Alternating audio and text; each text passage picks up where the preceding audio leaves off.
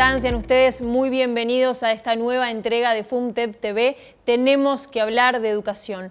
En esta oportunidad vamos a abordar la temática de centros educativos seguros y para ello ya nos acompañan Andrea Tuana, licenciada en Trabajo Social, magíster en Políticas de Igualdad de Género y directora de la Asociación Civil El Paso, bienvenida. También Laura Betorello, maestra y licenciada en Psicología, integrante del programa Escuelas Disfrutables desde su creación allá por el año 2008. Bienvenidas y muchas gracias por acompañarnos. Gracias. Bueno, lo primero que quiero abordar en esta oportunidad es, todos coincidimos que el docente es un pilar fundamental, la maestra es un pilar fundamental para el desarrollo integral de nuestros niños. Vemos y estamos viendo una escalada de violencia y hechos de violencia dentro de los centros educativos que realmente alarman. ¿Se ha perdido el respeto en la figura del maestro y del docente? ¿O es que estamos traspolando la violencia de la sociedad a las aulas? ¿O hay un poco de todo? Bueno, no, yo creo que no se ha perdido el respeto a la figura del docente, del maestro. Obviamente sí hay situaciones en donde claramente son situaciones que se ejercen violencia contra esos docentes. Me parece que el análisis es bastante más profundo que el tema del respeto. Creo que tiene que ver con las condiciones de vida de muchas personas que están de pronto en un territorio y que son condiciones de vida tremendas. Condiciones de vida en donde hay mucha desigualdad, donde existe pobreza y además a eso le sumamos un fenómeno que no hace tanto tiempo que se está instalando en algunos territorios que tiene que ver con la delincuencia, el narcotráfico, las balaceras. Entonces, bueno, vivir en esas condiciones es violento de por sí y la violencia genera violencia. Entonces, claro, vos recibís chiquilines, familias que vienen viviendo en esas situaciones en forma cotidiana. Entonces, ¿cómo haces para entablar un diálogo? ¿Cómo haces para enseñar en esas condiciones? Realmente, bueno, se necesita mucha espalda, mucho amor por esos chiquilines y muchas herramientas también, ¿no? Y un apoyo fuerte institucional. ¿Laura? Sí, acuerdo con lo que plantea Andrea. Creo que también es un fenómeno muy complejo y que va más allá de la escuela, ¿no? Creo que el tema de la violencia que está como en aumento o vemos como efectos de violencia sobre los niños, sobre todo, que no veíamos hace un tiempo, eso es real. Pero también me parece que la escuela sigue siendo, a pesar de estos episodios, ¿no? de agresiones a maestras, sigue siendo un lugar, o debería seguir siendo, un lugar donde se recibe a todos los niños, donde los niños tienen que pasar un tiempo donde puedan estar disfrutando, un tiempo con sus compañeros, un tiempo de socialización también, además de lo que aprendan, ¿no?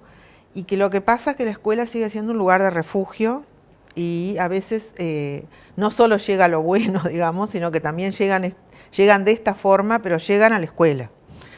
Y me parece que la figura del maestro, bueno, capaz que antes sí había toda una cosa de que la maestra no es la segunda madre y todo, que tal vez no esté tan presente ahora, pero creo que sí sigue siendo un lugar de referencia y por eso también pasan estas cosas, aunque sea un poco raro entender, ¿no?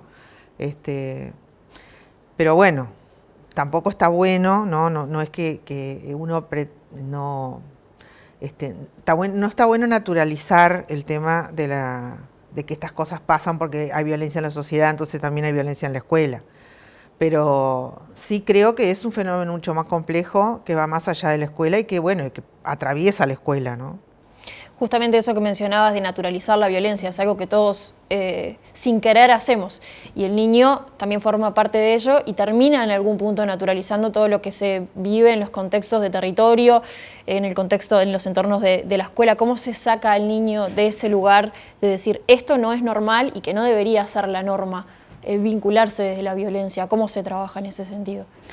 Bueno, ahí realmente hay que desarrollar programas con múltiples respuestas, ¿no? Un niño que está viviendo en su entorno, dentro del hogar, situaciones de violencia y en su comunidad también, es muy difícil que en la escuela pueda responder de otra manera. Muchas veces hay niños que, bueno, que no responden con heteroagresividad, pero sí con autoagresividad, o se autolesionan, o son inhibidos. Entonces, yo creo que en el centro tenemos que trabajar el sufrimiento de ese niño, el daño que tiene, y que muchas veces la respuesta al daño es generar daño en otros, ¿no? O es generar problemas, dificultades. Entonces, lo primero es ver qué le está pasando a este niño, qué está pasando con esta familia. Yo creo que las escuelas de contexto, como habitualmente se dicen, ¿no? Que están realmente en zonas muy complejas, donde hay mucha desigualdad, donde hay mucha pobreza, tienen que ser escuelas que tengan realmente, que estén muy equipadas en cuanto a poder dar respuestas de todo tipo, porque ese niño no va a poder llegar a la escuela dispuesto a aprender si viene de esa situación.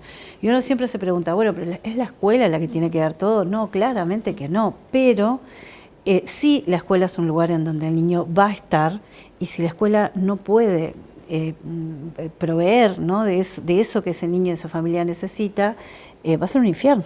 Entonces, tenemos que repensar también con otras instituciones, con distintos aportes, pero que esas escuelas tengan gente sumamente capacitada, formada, con mucha experiencia, eso para sostener, ¿no? Tenés que poder sostener un gurí que está sufriendo, y obviamente que funcionen toda la interinstitucionalidad que tiene que funcionar para otro montón de cosas que hay que hacer, ¿no?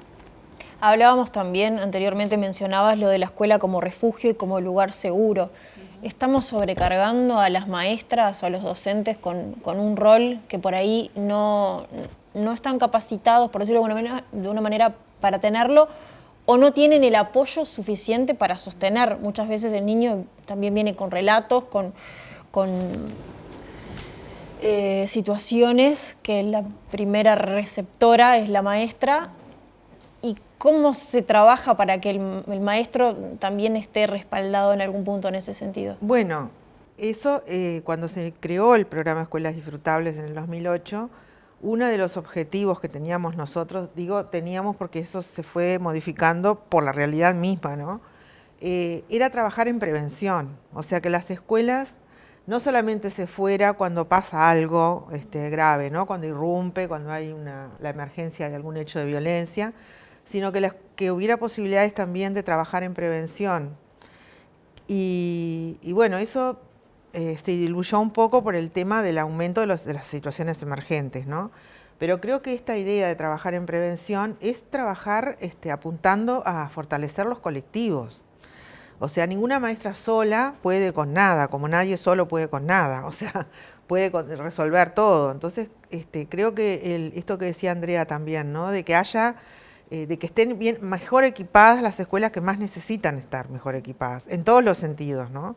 Obviamente, desde lo presupuestal ni hablar, pero que haya otra gente en la escuela. También la idea del programa Escuelas Disfrutables, cuando se creó, recuerdo a Edith Moraes, que era la presidenta del consejo en ese momento, ella decía que no solo haya maestras mirando, ¿no? Que haya también otra gente dentro de la escuela. Por eso es la idea de que estuviéramos nosotros, para fortalecer los colectivos, para trabajar con los colectivos docentes, que después ahora, con estas situaciones, reciben todo esto, como decías vos, y muchas veces sí, obvio, la maestra se angustia, las maestras no saben qué hacer, las maestras a veces piden ayuda y a veces no, porque como todo, ¿no? A veces las maestras tenemos tenemos porque también soy maestra, tenemos como esa idea de que vamos a poder. Entonces creo que también todos tenemos que aprender en estos momentos, ¿no? Las maestras también tenemos que aprender a recibir ayuda, a pedir ayuda. Y a no quedarnos solas con esa situación y llevárnoslo para casa, que después, bueno, eso en algún momento va a repercutir, ¿no? Entonces creo que estas escuelas que están recibiendo la mayor cantidad de situaciones de violencia necesitan ser más atendidas que cualquiera de las otras que capaz que no necesitan tanto esto. Sí, capaz que complementando, yo creo que hay que pensar modelos a medida. No podemos pensar, bueno, maestra, alumnos, tales docentes. Me parece que hay lugares, hay zonas en donde los chiquilines que llegan tan desbordados por toda la situación de violencia que sufren y también sus familias, que vos ahí tenés que poder sostener esa clase capaz que con 2 maestros, no con una maestra, capaz que con algunos acompañantes terapéuticos o educadores que puedan llevarse a ese chiquilín, si el chiquilín vino con una crisis tremenda y está con unos niveles de hiperactividad, bueno, llevárselo un rato, hacer otra actividad medida, o sea que parece que hay que cambiar como esta idea de la maestra a la clase, porque eso no es posible con niños y niñas que vienen viviendo situaciones tan terribles. Entonces eso también, tener la posibilidad de la comida, de que eso ya está previsto, pero quizás hay que reforzar algunas cosas, también poder contar con un equipo técnico que esté todo el tiempo en esa escuela y que si llega una mamá de muy mal modo, un papá de muy mal modo, bueno, poder, ¿no? Sentarse, conversar, ver qué le está pasando, por qué está viviendo a la escuela con esa hostilidad, como intentar de alguna manera entender que tú estás trabajando en un territorio bajo fuego, ¿no? Porque eso es lo que viven las familias. Y también hacer de la escuela un lugar libre de violencia. Entonces esto de la prevención me parece súper importante. Que los chiquilines cuando entran a la escuela están en un lugar seguro. Sí. No sufren violencia, no sufren bullying, ningún adulto los va a humillar o a destratar.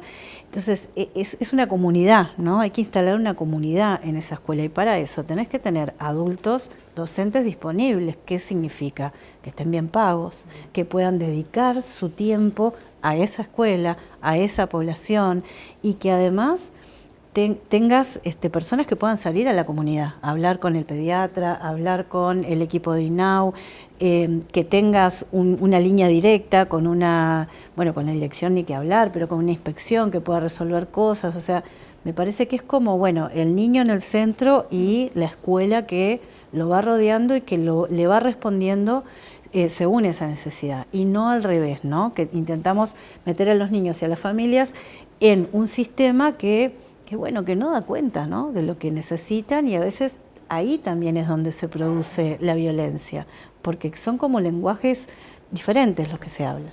Eso sería en un ideal de trabajo mancomunado entre instituciones, entre multidisciplinarias, digamos, ¿qué está fallando y qué falta en la inmediatez? Que se pueda resolver con inmediatez. Sabemos que para todo se necesita presupuesto, que para todo se necesita reorganización y que hay temas que son muy estructurales y de larga data. Pero en la inmediatez, ¿qué está fallando para abordar de manera integral toda la problemática que tiene que ver con la convivencia, la seguridad y la violencia en los centros?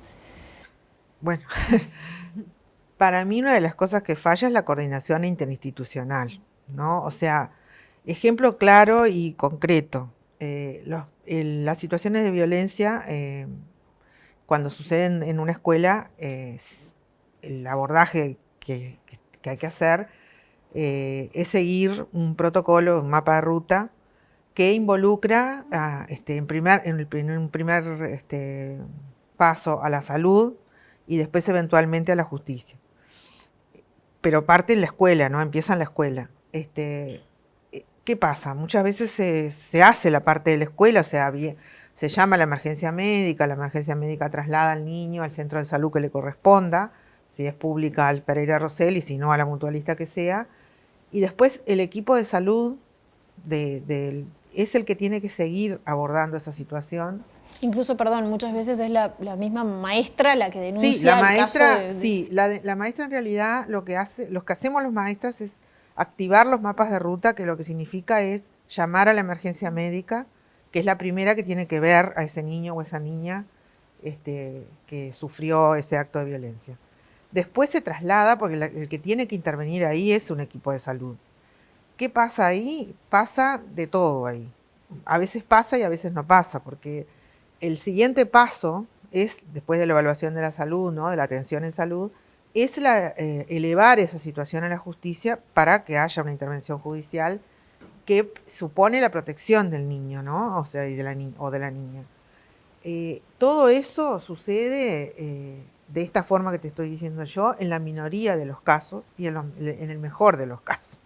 Tampoco significa que cuando la justicia actúa, bueno, esto ya lo sabemos bien, actúe de acuerdo a ¿no? Proteja realmente los derechos vulnerados de ese niño o niña.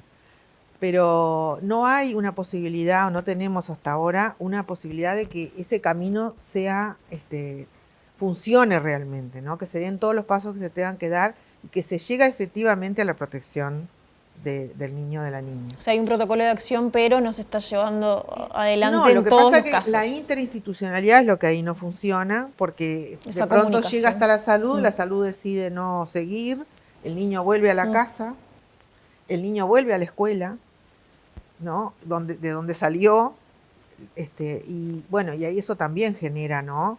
A veces las maestras, por ejemplo, muchas veces genera como una sensación de frustración, de miedo, ¿no? también, de ¿no? miedo, Porque bueno, nosotros hicimos todo esto y acá lo tenemos de vuelta en la misma situación. Condición.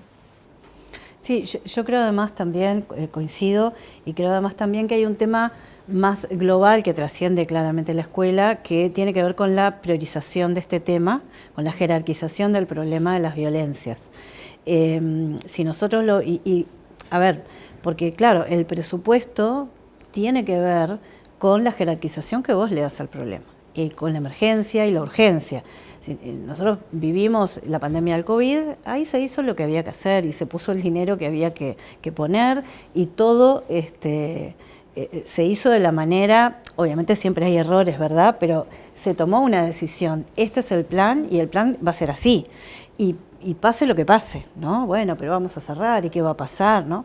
Bueno, acá hay que hacer lo mismo, o sea, tenemos que priorizar el tema de las violencias, que obviamente las violencias se dan también en todas las clases sociales, pero cuando las violencias además se dan en un entorno de pobreza, es el infierno del infierno.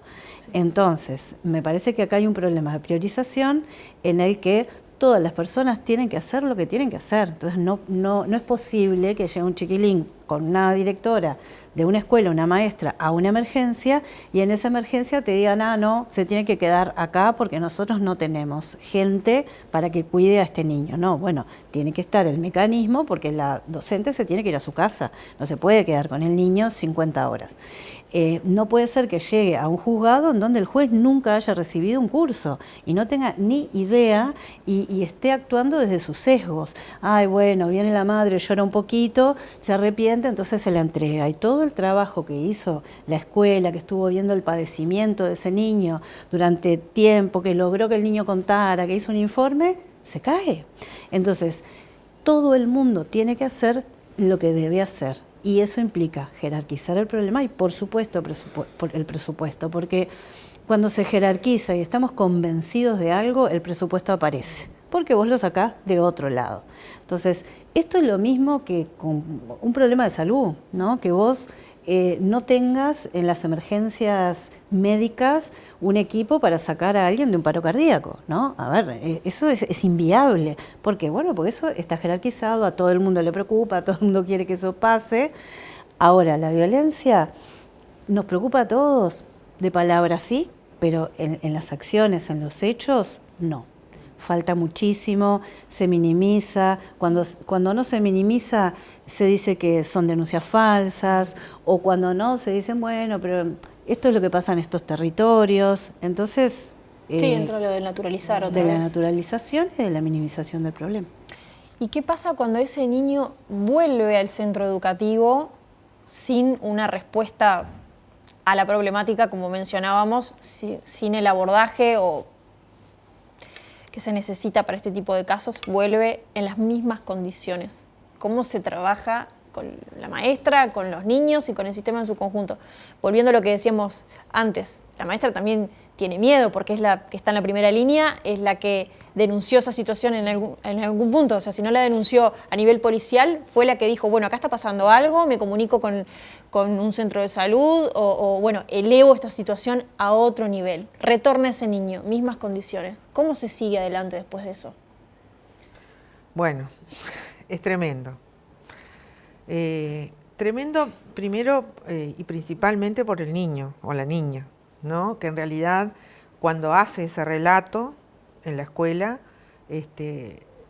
está pidiendo ayuda y bueno, la escuela hace lo que tiene que hacer, como decía Andrea, todos tendrían que hacer lo que tienen que hacer, pero no todos lo hacen. Y bueno, nosotros muchas veces acá, voy a hablar desde el lado de escuelas disfrutables, nos llaman cuando pasan esas cosas, ¿no? Cuando, por ejemplo, nosotras mismas, porque en realidad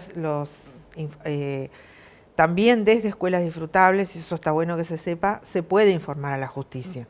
En el caso de que, por ejemplo, pase una cosa así y el centro de salud decida no informar, nosotros tenemos un departamento jurídico en primaria, entonces hacemos un informe, los técnicos, ¿no?, de escuelas disfrutables que estemos en esa escuela, en ese centro educativo, y ese informe se eleva y llega al juez.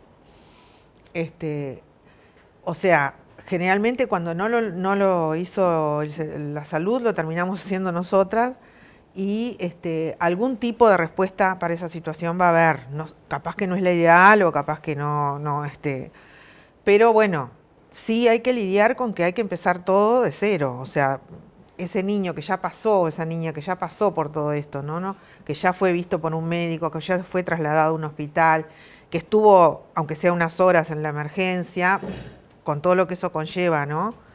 Que trajo ese relato de algo que le está pasando y que le está ocasionando sufrimiento a la escuela, vuelve a la escuela sin que eso se haya modificado. Y bueno, y sí, en los maestros genera mucha frustración, y es natural, ¿no?, también pensarlo, que sí, que bueno, uno hizo lo que tenía que hacer y no pasó nada.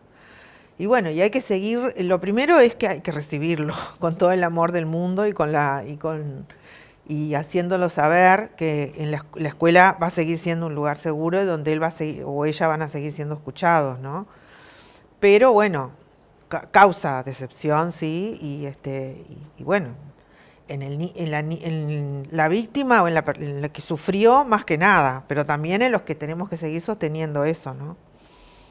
Sí, yo pensaba, bueno, por suerte que tiene la escuela, ¿no? Por suerte que el niño tiene un lugar a donde volver, un lugar donde eso fue escuchado, donde pudo decir lo que le pasaba, donde fue contenido y donde van a seguir, ¿no?, agarrando esa mano para seguir acompañando mientras ese niño sigue transitando esa situación terrible, ¿no?, que no debe suceder, pero que sucede. Entonces, lo primero es, yo quiero levantar esto, ¿no? Un docente, una maestra, un maestro, un profesor de educación física, que realmente se comprometen con los chiquilines, les salvan la vida en cierta forma, porque aunque ellos vivan situaciones muy tremendas, hay alguien que lo miró, hay alguien que lo escuchó, hay alguien que confía en él, ¿no?, que cree que puede, y eso es muy importante, eso también promueve la resiliencia. Claro, uno puede decir, pero con esto no alcanza, no, obviamente que no alcanza, pero sí en nuestro lugar o en el lugar del educador que está ahí todos los días con el niño, no es lo mismo, ¿no? No es lo mismo un educador que confía, que apuesta, que acompaña, que sostiene la rabieta y sostiene todo, realmente está como generando y fortaleciendo mucho a ese niño. Entonces, no desistir, no bajar los brazos, insistir, el tema de la insistencia, de volver una y otra vez a hacer un informe, de intentar generar con otras instituciones que puedan llegar a esa familia, porque de repente, bueno, ¿no?, el vínculo queda muy tenso, ¿sí? En esa familia, en la escuela se hace una denuncia. Entonces, bueno, buscar otras instituciones que puedan llegar a esa familia, que puedan intervenir. Me parece que eso es lo que hay que hacer. Pero claro, no lo puede hacer la maestra, no lo puede hacer. Por eso es necesario que las escuelas cuenten con equipos y con adultos que puedan hacer eso, ¿no?, que puedan hacer todo un trabajo para la protección de ese niño o para el acompañamiento de ese niño. En el programa anterior habíamos estado hablando sobre esta encuesta nacional de las actividades de niños, niñas y adolescentes y un dato muy alarmante que arroja, ¿no?, y que es que más de 40.000 niños en nuestro país trabajan y la mitad de estos niños son niñas que muchas veces realizan trabajo doméstico y cuidados en el hogar. Creo yo que el trabajo infantil es una forma de derechos vulnerados y violencia. Hablando de la problemática de la violencia, ¿cómo es atravesada por el género? Bueno, sí, tiene un atravesamiento directo, ¿no? Porque son las niñas las que terminan tomando esas tareas, ¿no? De cuidar a otros hermanos, de cuidar a otros adultos mayores. Entonces sí, yo creo que hay un atravesamiento muy importante de género por lo que se espera, los estereotipos, los modelos, cómo se educa y cómo se naturaliza también, ¿no? Que esas niñas de pronto no estén participando de actividades extracurriculares porque tienen que cuidar o estén faltando a la escuela porque tienen que cuidar. Si lo llevamos a las situaciones de violencia. Y bueno, si lo llevamos a las situaciones de violencia, ahí lo que vemos es que la mayoría de las niñas tienen mayor posibilidad de vulnerabilidad frente a la violencia sexual, por ejemplo, o frente a la violencia de tener que ejercer cuidados o la limpieza del hogar, cuando en realidad deberían estar estudiando, ¿no? O después lo ves en las trayectorias de cuando salen los gurises de la escuela. En las situaciones de violencia muy extremas para las niñas hay todo un camino que tiene que ver con la explotación sexual y con la captación de esas adolescentes para la explotación, y en los chiquilines hay todo un camino de la captación para la trata, el narcotráfico, el sicariato, etcétera, ¿no? Entonces sí, sin lugar a dudas. Bueno, antes de terminar les pido una breve reflexión final para cerrar este tema. ¿Qué nos falta? ¿Qué nos falta como sociedad? ¿Qué sería lo más importante hoy para mejorar en algo esta situación? Y yo creo que seguir, ¿no? Seguir poniendo a los niños y niñas en el centro. Los niños necesitan, nosotros los adultos estamos en el mundo para cuidar a los niños y a las niñas, y eso lo tenemos que tener muy claro todos y todas, y creo que apostar también a que las escuelas sigan siendo un lugar de contención, un lugar donde se va a aprender, ¿no? Que a veces esto queda un poco desdibujado, porque tenemos que, obviamente, antes contener, sostener y un montón de cosas que digo, ningún niño puede estar disponible para aprender si llega a la escuela con hambre, si llega a la escuela después de no haber dormido toda la noche por tiroteos en el barrio, si llega a la escuela preocupado porque en la casa quedó su mamá y la mamá es víctima de violencia y él lo sabe. Y entonces creo que todas estas cosas que están pasando nos tienen que hacer pensar en que, bueno, en el papel que tiene la escuela, que es fundamental, que por un lado, también por otro lado que la escuela sola no puede, y que tenemos que seguir apostando a lo colectivo, a fortalecernos entre nosotros y el volver a reconstruir en los territorios las redes, que también eso fue una cosa que últimamente, en los últimos tiempos se perdió bastante y que ayudaba mucho, que es muy importante. Todavía seguimos haciendo redes, pero como que medio caseras, digamos, ¿no? Pero que sea una cosa como más, que esté más institucionalizada, porque cuantos más seamos, mejor vamos a poder trabajar. Sí, yo creo que coincido, y me parece también que como sociedad en algún momento vamos a tener que tomar una decisión y de dónde queremos estar, de a qué proyecto de sociedad queremos seguir apostando. Me parece que tenemos que tomar una decisión de verdad transformar, ¿no? Transformar este sistema, este orden político que es adultocéntrico, que es patriarcal, que es fuertemente machista y que además eso, todas las personas estamos socializadas en ese sistema, y que si nosotros no logramos transformar eso, las situaciones de violencia no van a parar. Entonces, de verdad, tenemos que darnos cuenta de que podemos enseñarle a los chiquilines matemática, lenguaje, biología, pero si nosotros de verdad no transformamos esas relaciones de opresión, de desigualdad, que producen muerte, que producen femicidios, que producen violencias sexuales, no sirve de nada, porque vamos a seguir reproduciendo sociedades donde los niveles de sufrimiento van a ir cada vez más profundos. Entonces, yo creo que ahí hay como un pacto social que es necesario hacer en algún momento, en donde todas las personas tomemos conciencia de esto, podamos comprender de que realmente tenemos que cambiar nuestro modo de enseñar a nuestros hijos a comportarnos en la vida y luchar contra ese machismo, ese patriarcado, y obviamente tenemos que priorizar también trabajar para la erradicación de la pobreza, porque si un niño está creciendo en una situación tremenda de pobreza, muy difícilmente va a poder trabajar con nosotros en la transformación de una sociedad igualitaria, ¿no? O sea, no, primero lo primero. Entonces, yo digo que esto es un tema que atraviesa a todas las sociedades, por eso todas las personas tenemos algo que hacer y algo que decir y somos responsables de generar un presente diferente, ¿no? Para todas las personas.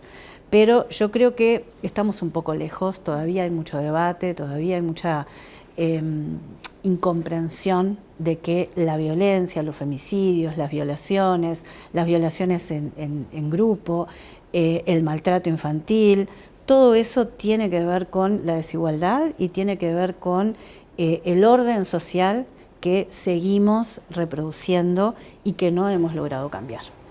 Muchas gracias. A ustedes.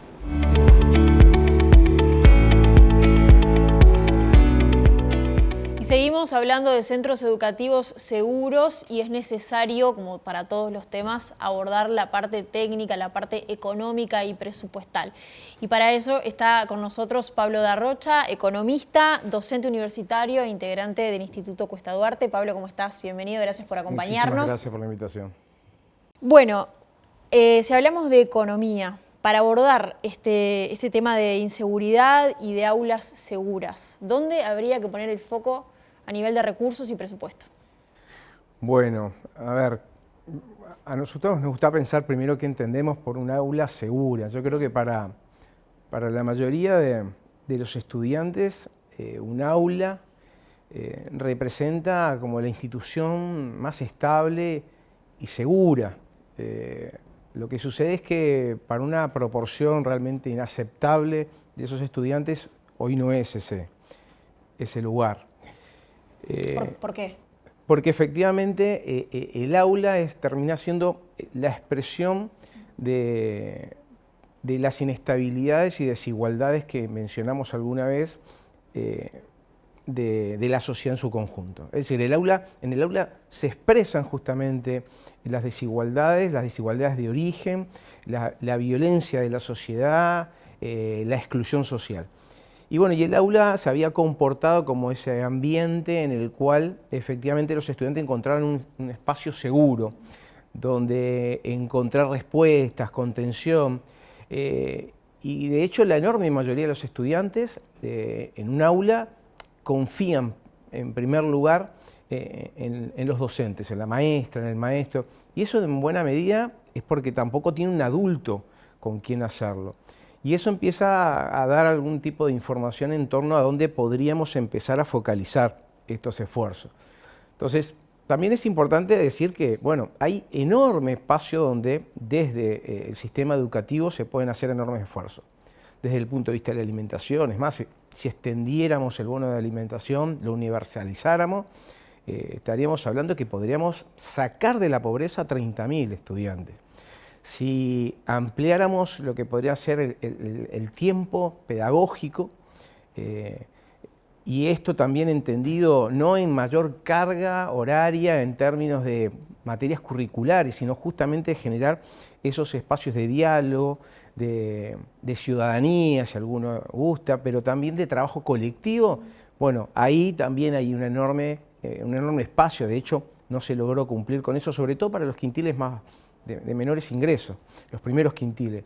Entonces ahí también hay un espacio, pero también el trabajo, si se quiere, de acompañamiento en el aula, ¿no? Es decir, hace muy poco se dio la información en INET en torno a una situación, una encuesta, un relevamiento que se hicieron, y efectivamente tenemos un porcentaje muy importante de estudiantes que denuncian o reclaman problemas de abuso, de acoso, y efectivamente atender esa situación lamentablemente no está dentro de las capacidades físicas de los recursos humanos disponibles. Fíjate que tenemos algo así como 220.000 estudiantes y tenemos 163 psicólogos. Eso significa que prácticamente hay un psicólogo cada 1.400 estudiantes. O sea, está claro que el psicólogo no va a resolver por sí mismo, pero son como esos espacios necesarios para empezar a generar esa contención necesaria en un estudiante que necesita porque encuentra confianza en ese docente. Entonces, la construcción de estos focos obviamente requieren recursos, una importante cifra, es por eso el reclamo de un piso del 6+1, pero se podrían hacer enormes esfuerzos en el entorno de niveles menores, de medio punto del Producto Interno Bruto, para financiar todo esto que estamos diciendo, en buena medida para tener mayor cantidad de psicólogos, de mayor cantidad de docentes de acompañamiento, extendiendo, universalizando el bono de alimentación. Es decir, hay una serie de factores muy interesantes que se podrían hacer con medio producto, medio punto del PIB, y por eso entendemos que la propuesta que elabora el PIT-CNT del 1% es una fuente de financiamiento que se ajusta porque está focalizada justamente para atender esto. Pero es importante entender que un aula segura, un centro seguro, no se va a resolver incluso porque podamos articular estas políticas.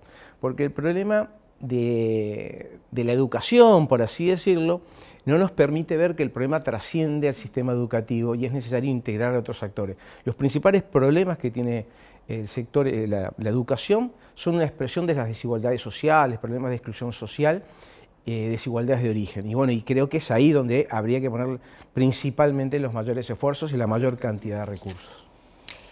Y si pensáramos en hacer una reorganización con los recursos que hay, con los que tenemos, y si no se reasignaran, si no se asignaran más recursos eventualmente, ¿por dónde hay que empezar para mejorar?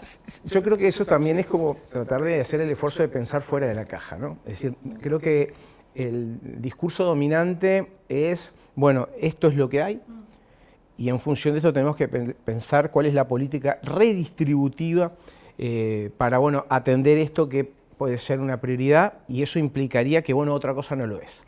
Yo creo que esta no debería ser la manera con que enfocar este tema. Yo creo que efectivamente el crecimiento económico puede estar asociado a dinámicas del mercado, pero lo que tiene que ver con el desarrollo, que es la redistribución, tiene que ver con un rol activo del Estado, donde focaliza justamente sus políticas, sus prioridades, sin que el costo implique sacarle a unos para darle a otros. Yo creo que sobre todo cuando ofrecemos fuentes de financiamiento o cuando rompemos con alguna lógica ortodoxa, si se quiere, de viejas recetas que no han dado resultado, en torno a sobreestimar el peso de alguna variable como pudiera ser el déficit fiscal. Yo creo que cuando hay urgencias, y creo que es compartible que la pobreza infantil, que el problema de las desigualdades de origen, la inseguridad, son prioridades. Por lo tanto, el desafío que tiene el gobierno no es cómo ver los obstáculos, sino ver cómo encontrar nuevas fuentes de financiamiento. Bueno, desde el movimiento sindical se ha colocado arriba de la mesa una propuesta. Ahora la pelota está en cancha del gobierno. Justamente yendo a eso, desde la plataforma reivindicativa, en lo que tiene que ver con aulas seguras, con centros educativos seguros, ¿qué es lo que se propone? Bueno, en primer lugar, empezar a trabajar con equipos, ¿sí? Multidisciplinarios. Es decir, ya no es el rol exclusivo del maestro, de la maestra principalmente, sino el trabajo cooperativo, comunitario, el apoyo de psicólogos, de otras disciplinas que extiendan el tiempo pedagógico en este sentido de generar esto. La extensión y universalización del bono, protocolos vinculantes en materia de seguridad, pero sobre todo la construcción de un nuevo relato, una nueva narrativa que muestre que los problemas del sistema educativo hay algunos que pueden resolverse y se resuelven.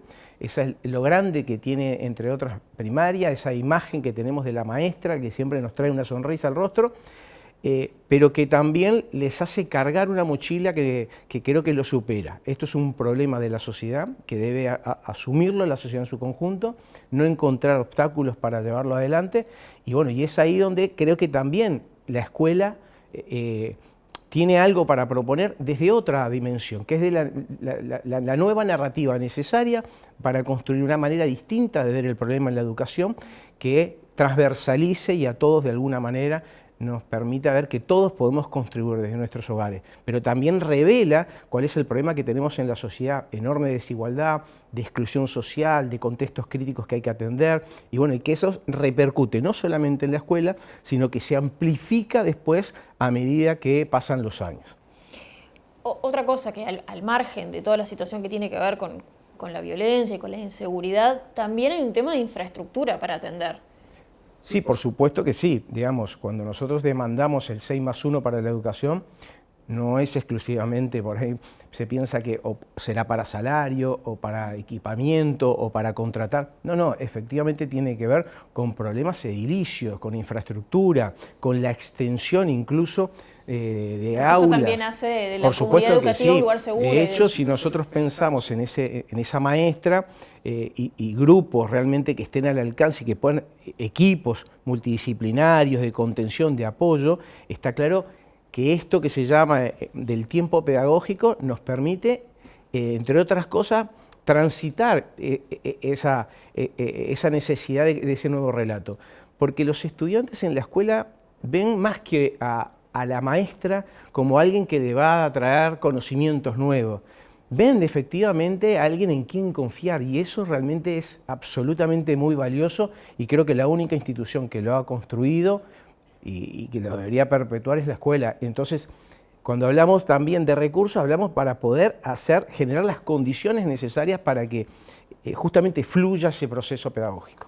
Pablo, para cerrar te pido que me hagas una reflexión final sobre este tema. Bueno, como siempre insisto mucho en esto de tratar de mirar fuera de la caja. Obviamente tenemos problemas que se expresan dentro del sistema educativo, pero que la causa de los problemas del sistema educativo están fuera del sistema educativo. Tienen que ver con desigualdades sociales, con exclusión, y donde hay un aparato institucional que no ha dado respuesta fuera del sistema educativo y que también termina siendo cómplice en la omisión si no asume también la necesidad de que esto es un problema de todas y de todos. Gracias. No, gracias a ti.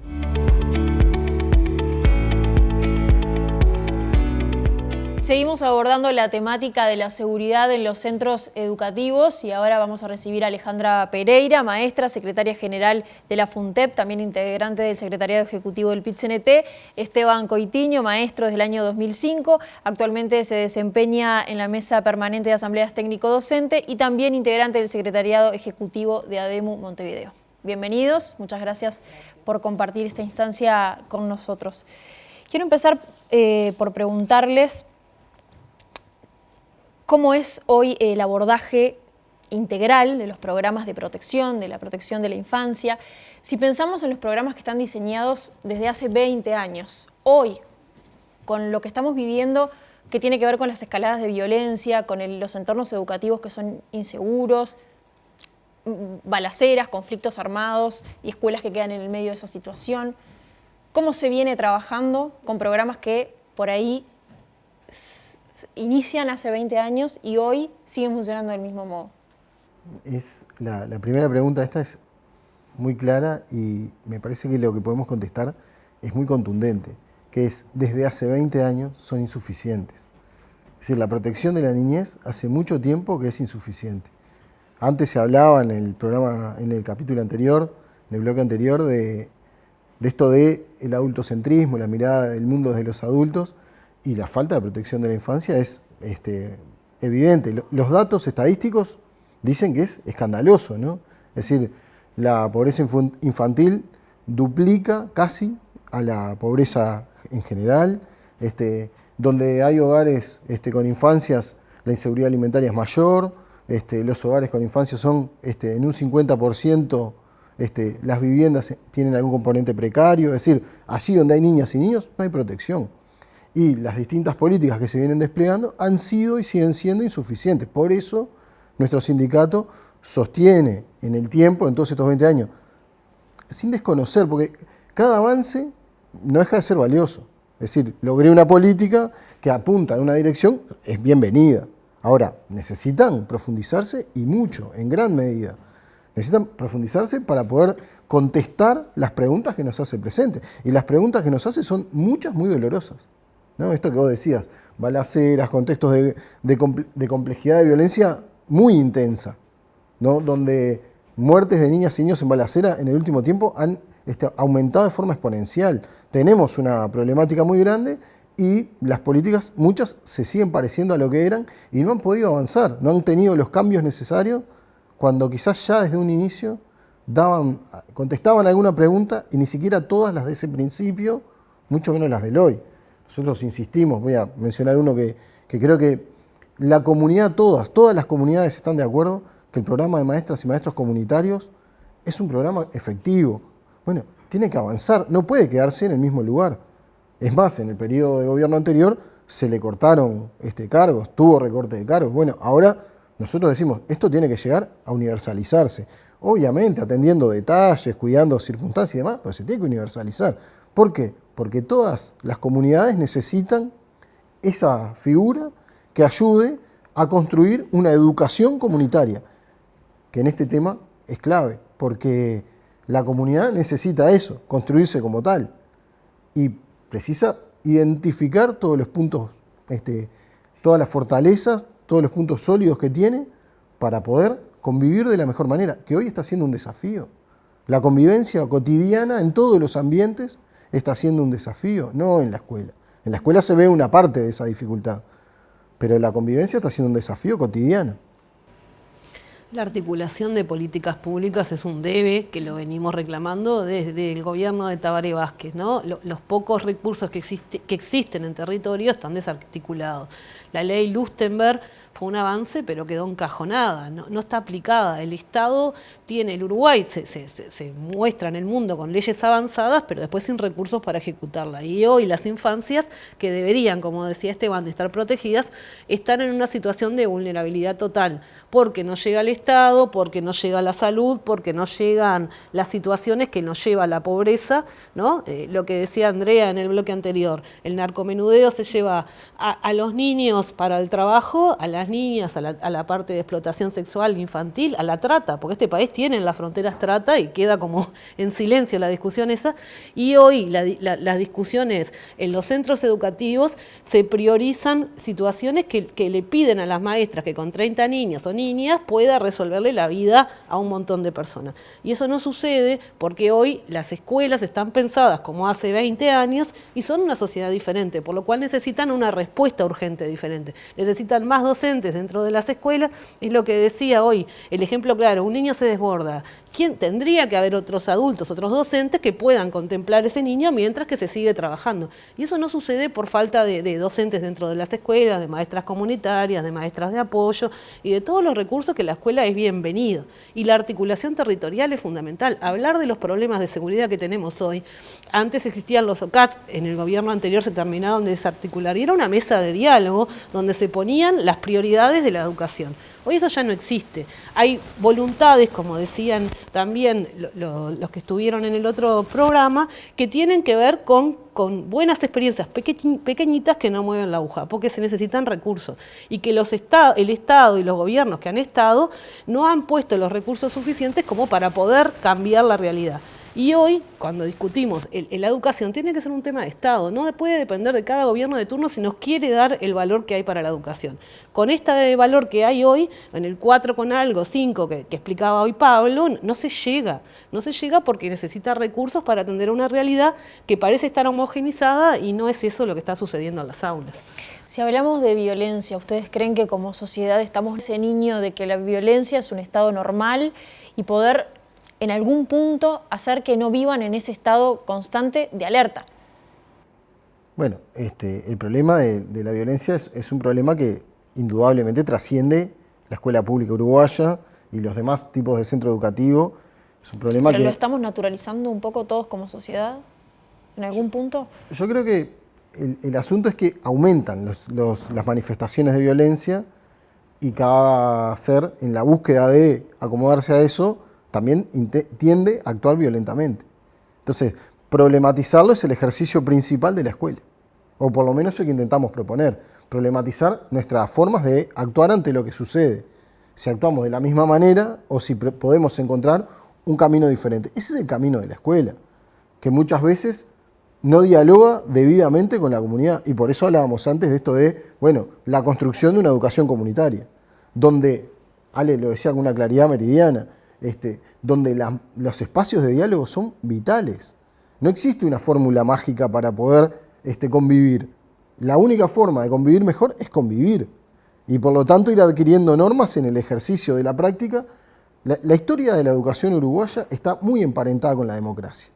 Entonces, habilitar espacio de diálogo es, primero que nada, cuestionar la reacción violenta. Es lo primero. Y intentar devolver al gesto violento un ejemplo de conducta saludable. Eso es el golpe que viene y la caricia que se devuelve. Es decir, esa persona que se desborda y no encuentra un desborde del otro lado, sino que encuentra la contención, un abrazo. Bueno, eso es lo que estamos planteando. Y por eso decimos, se necesita más personal. Se necesita más personal especializado, más equipos técnicos, más gente trabajando. ¿Por qué? Porque necesitamos devolver a esa pulsión violenta, devolver un gesto cuidado, un gesto de cuidado, un gesto cariñoso, un gesto de que se puede vivir de una manera diferente. Podemos vivir de otra manera. Y esa construcción es una construcción en la que no importa solo lo que dice la escuela. Importa muchísimo lo que dice la comunidad, importa muchísimo lo que dicen las estudiantes y los estudiantes. Importa lo que cada gurisa quiere sentirse, cómo quiere sentirse en la escuela, cómo quiere sentirse escuchado, cómo quiere sentirse abordado en cada una de las dinámicas que se generan. Y eso se puede hacer y sucede cotidianamente en las escuelas de nuestro país. El asunto es, ¿está siendo suficiente? ¿Están todos los interlocutores del Estado en esa sintonía? ¿O algunos actúan de una manera, otros de otra, no confluyen? Esa es parte de la problemática también. Entonces, la violencia es multidireccional, se ejerce en muchas direcciones y bueno, y en ese desafío de poder encontrar caminos, de mostrar una manera diferente de ser, de convivir y de compartir, se necesitan indudablemente recursos presupuestales. Esto del 6+1 no es un número suelto. A mí una vuelta hace muy poco, una niña me dijo 7. No decir, 6+1, 7. Y sí, ahora el asunto es que hay de fondo. Y de fondo lo que hay son reclamos que tienen que ver con poder sostener de la mejor manera posible problemáticas muy complejas y que son de la sociedad. Y a veces nos pasa eso de que en la sociedad tendemos a descartar el problema a que se ocupe otro. Y que se ocupe la educación es el camino más corto, ¿no? Entonces, ahí nosotros lo que decimos es, entre todas y todos, con todos los interlocutores posibles, y sobre todo asumiendo que podemos aportar algo en esa salida. Que no es solo una cuestión de los demás o las demás, sino que todas y todos podemos aportar en esa salida. Y bueno, y la escuela intenta cotidianamente practicar esa forma de convivencia diferente. Y a veces se genera eso que hablábamos previo, que es esa sensación de hasta el asumir dos códigos, ¿no? Este es el código que se practica en este ámbito y este es el código de la escuela, donde tenemos un problema y lo dialogamos, donde no nos hablamos de mal modo, donde, bueno, ese es parte del desafío. Ahora, es cómo se amplifica eso. Bueno, precisamos mesas de diálogo, espacios de diálogo comunitario, no solo dentro de la escuela, en la comunidad, para abordar todos los problemas, para abordar si el vecino hace ruidos nocturnos, yo qué sé, lo que sea, para abordar la problemática que sea. También precisamos cómo usamos el espacio público, cómo convivimos en el espacio público, cómo nos apropiamos del espacio público. Es parte de una problemática. Hay un montón, en esto de la segregación, hay un montón de gurizada que no conoce el centro de Montevideo, no conoce la Ciudad Vieja. Entonces, ¿cómo nos apropiamos del espacio público si no lo podemos habitar siquiera? Entonces, es parte de la problemática. Y ahí para todo eso se necesitan políticas, porque los problemas que tenemos son consecuencia de políticas, no son un accidente de la historia. Han sido políticas que han dejado desguarecido a la infancia. Yo creo que en naturalizar las violencias está naturalizada por varios sectores de la sociedad, por los que entienden que ser pobre es una opción, ¿verdad? Y bueno, y naciste pobre y no te preocupaste por mejorar y termina siendo un voluntarismo y eso está naturalizado, ¿no? Ver gente en la calle está naturalizado, que se maten entre las bandas está naturalizado, pero eso es parte de la falta de políticas estatales que atiendan las desigualdades de origen, que son fundamentales. Si vos naciste en un rancho de lata y otro vive en Carrasco, es obvio que las diferencias entre la contención y las posibilidades que tiene el que nació en una sociedad, en un estado social, que tiene una mamá que trabaja, que puede darle lo que necesita a su hijo, a alguien que sí trabaja, lo que hablábamos hoy, ¿no?, del sistema de cuidado debilitado, una mamá jefa de hogar con varios hijos, que tiene que dejar quizás con la hija mayor sus hijos para salir a darle sustento y que es criticada de alguna manera. O sea, esas diferencias que se naturalizan después son un resumen de lo que hay adentro de la escuela, porque el niño naturaliza también la balacera, que entra a una escuela donde hay otros códigos que tiene que mantenerse dentro del aula. Entonces, esa sociedad de hoy y esa escuela que no cambia y esos recursos que siguen siendo magros para la educación y para el resto del Estado. Hoy la atención en salud mental de los gurises es una prioridad y eso no se está entendiendo. Las demoras en tener un tratamiento digno tiene que depender en un país que el que tiene más no tiene ese problema. No tiene el problema de cuidado, no tiene el problema de qué hace con el nene, ni quién el nene lleva al nene a la escuela, y tiene otra realidad. Entonces, el que quedó en la franja más baja, y a eso le sumamos que en los lugares donde siguen naciendo niños son los sectores más pobres. Entonces, si el Estado no prevé un cambio y el gobierno no decide cómo llevar a disminuir la pobreza infantil, tenemos un país que no, como Uruguay, nos va a preocupar entre un tiempo, porque tenés chiquilines que te los llevan narcotráfico y terminan en cárceles. No hay reinserción de la cárcel, o muy pocas buenas prácticas que vos digas, bueno, se reinsertan.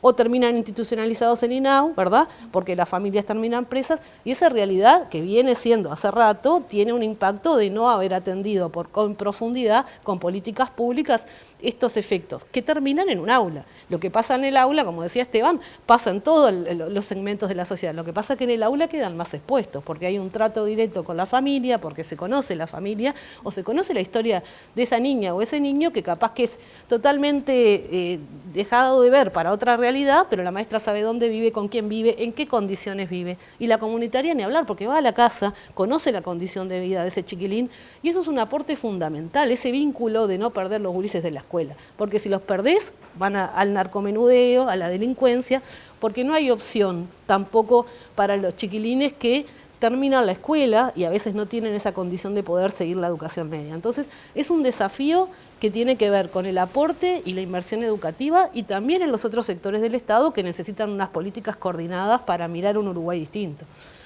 Y si hablamos del rol del docente, es difícil y nos está costando cuando abordamos cada tema hablar de educación, ¿no? Porque es tanto lo que hay que abordar a nivel integral del cuidado de la infancia, del entorno del niño, de la seguridad alimentaria, del contexto seguro. Pero también hay que hablar de quién cuida al docente y cuál es su rol y para qué está capacitado. Porque muchas veces la maestra y la institución, el centro educativo, es como el primer receptor de situaciones de violencia. Pero ¿quién cuida al que cuida? ¿Y están preparados los maestros, las maestras, los docentes para atender estas situaciones? ¿Tienen recursos de respaldo? ¿O es una tarea que está siendo muy vocacional y que está poniendo mucho recurso de sí mismo el maestro, el docente, la maestra, y no hay un apoyo real detrás? ¿Quién cuida a los que cuidan? Es un desafío de política pública también, ¿no? Instalar un espacio de discusión de salud laboral nos costó años y seguimos a la espera de poder profundizar protocolos que tienen que ver con quién cuida a los que cuida. Termina quedando como en el último lugar de jerarquía discutir algo que es el que se sostiene con los docentes todo el tiempo, la escuela pública, ¿no? En cuidado, en derechos cuando tiene un problema o un accidente laboral, en cuidado de la prioridad, la atención en salud mental, que las tiene por una ley, pero muchas veces el docente no lo conoce y las instituciones de salud tampoco, y toda esa situación hace que muchos de nuestros docentes estén ausentados en algunos momentos porque la realidad pega fuerte, y eso es una cuestión, es imposible que no te afecte la vida de tus alumnos, es imposible que vos llegues a tu casa como que estuvieras haciendo otra tarea y digas, bueno, no me importa que Juan no tenga para comer, no me importa que le pegó la madre y él vino contándolo,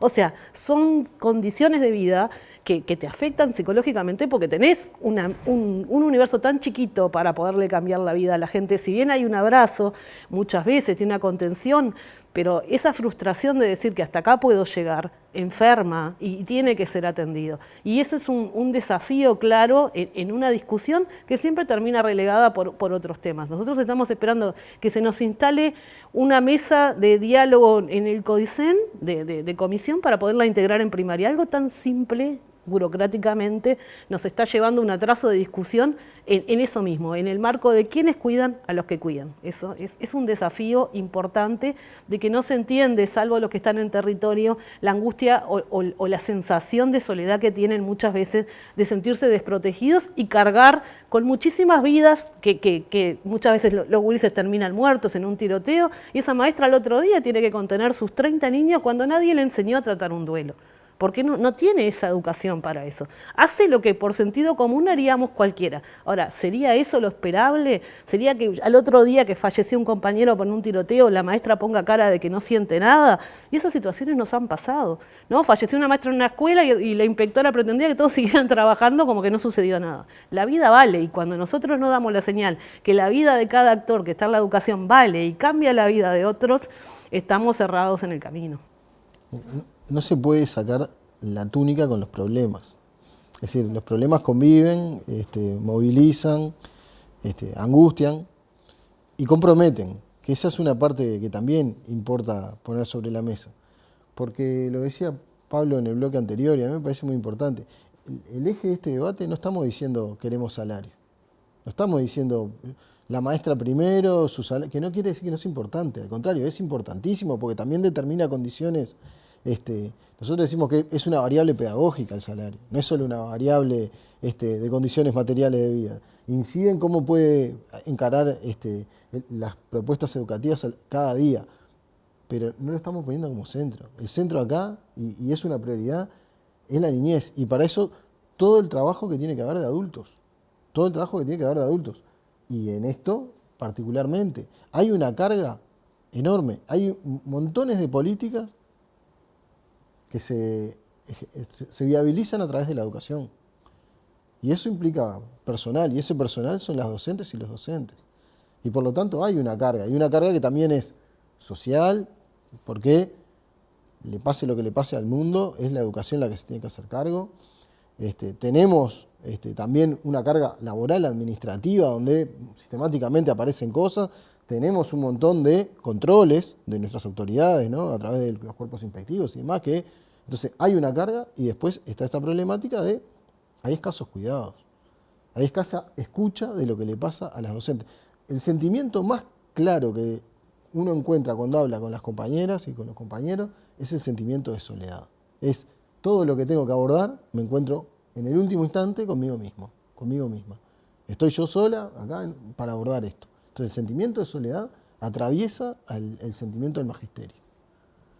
Y ese sentimiento lastima, ¿no? Porque nadie que se sienta sola o que se sienta solo se está sintiendo cuidado. Nadie, absolutamente nadie que sienta que está en soledad afrontando problemáticas muy hondas, muy complejas, siente que está sólido. Al contrario, por eso insistimos en la construcción colectiva, por eso insistimos en los equipos, por eso insistimos en abordar esto entre muchas y muchos con perspectivas comunes.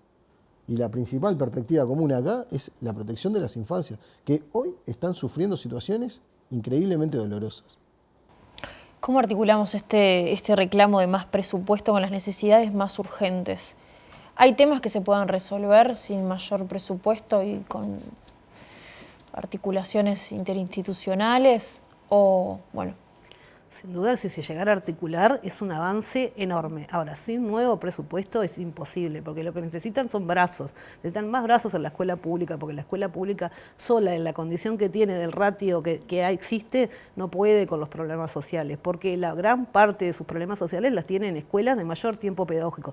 Y está buenísimo y es el camino, pero no puede ser en esa situación de soledad. Necesitamos más recursos que tienen que ver con más docentes, con más recursos humanos, con más realidad, que pueda apañar por lo menos un tiempo que sea favorable para esa niña, para ese niño, que pueda seguir su realidad, porque el que explota, mientras que el niño explota y el docente va con ellos, el resto tampoco puede generar una sinergia de aprender, porque el hecho de sentarse a aprender en una clase tiene que ver en el clima que se genere, en el clima de confianza, en el clima de afecto, porque el afecto con el maestro y la maestra tiene que ver mucho en cómo se aprende, pero en esas realidades es imposible. Y hoy, lamentablemente, tenemos muchas de esas realidades más que en otros tiempos, y es una discusión que se tiene que saber y que para eso es que es necesario los recursos. No alcanzan con buenas voluntades, no alcanzan con discursos políticos, alcanza por poner los recursos cuando hay que ponerlos para cambiar la realidad estatal, no solo la de la educación.